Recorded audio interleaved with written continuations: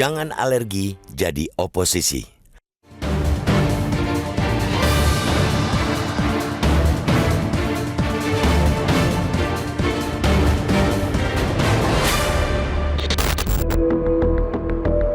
Pelaksanaan pemilu 2024 yang penuh dinamika, khususnya pemilihan presiden, usai sudah. Kemarin, Komisi Pemilihan Umum telah menetapkan secara resmi Prabowo Subianto dan Gibran Rakabuming Raka sebagai presiden dan wakil presiden terpilih Republik Indonesia.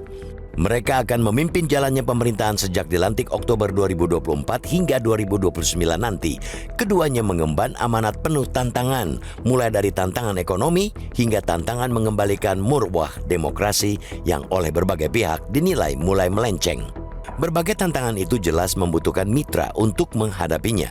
Jelas pula bahwa definisi mitra bukan berarti semua kekuatan politik mesti masuk gerbong. Agar pemerintahan baru berjalan sehat dengan iklim demokrasi yang kembali kuat, justru diperlukan oposisi dan kelompok kritis sebagai pengawas dan penyeimbang. Jika semuanya ikut larut dalam pusaran kekuasaan, bisa dibayangkan upaya kemajuan yang didamba semua kalangan bakal kian sulit diwujudkan. Kemajuan dan kemakmuran bisa jadi sekadar jadi fata morgana karena ketiadaan pengawas, pengkritik, dan penyeimbang. Peran oposisi dan kritis itu dapat dimainkan oleh siapa saja, bisa individu, pers, yang terutama partai politik yang ada di parlemen.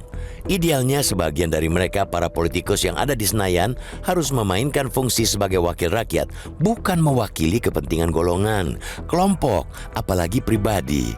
Partai atau kelompok oposisi memainkan peran kritis dalam sistem demokrasi. Oposisi berperan dalam mengawasi kebijakan dan tindakan pemerintah yang sedang berkuasa, memastikan bahwa mereka bertanggung jawab atas keputusan dan tindakan mereka. Tanpa ada yang mengawasi, pemerintahan dapat berjalan sesukanya dan sewenang-wenang.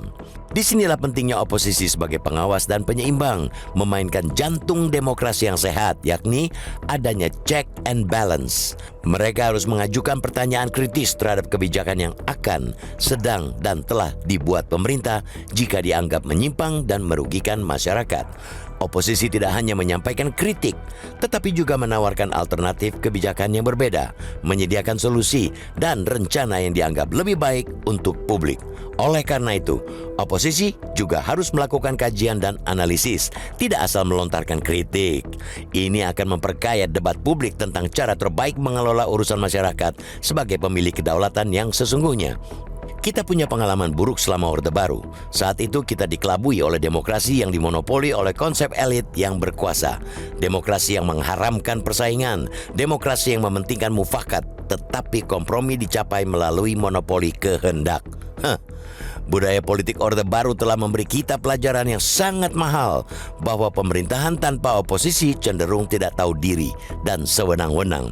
Oleh sebab itu, peran oposisi sangat penting dalam sistem demokrasi karena membantu memastikan bahwa kekuasaan tidak terpusat. Dengan begitu, ada pemeriksaan dan keseimbangan yang berkesinambungan terhadap pemerintah. Oposisi harus diterima sebagai budaya politik yang sehat. Mereka jangan dilihat sebagai musuh yang harus dilenyapkan. Sebaliknya, partai politik juga jangan merasa hina untuk menjadi oposisi. Kita bukan lagi hidup di zaman totalitarian. Keberadaan oposisi adalah hal yang biasa-biasa saja dalam peradaban politik modern. Keberadaan oposisi yang efektif dan berfungsi dengan baik justru adalah tanda sehatnya demokrasi suatu negara.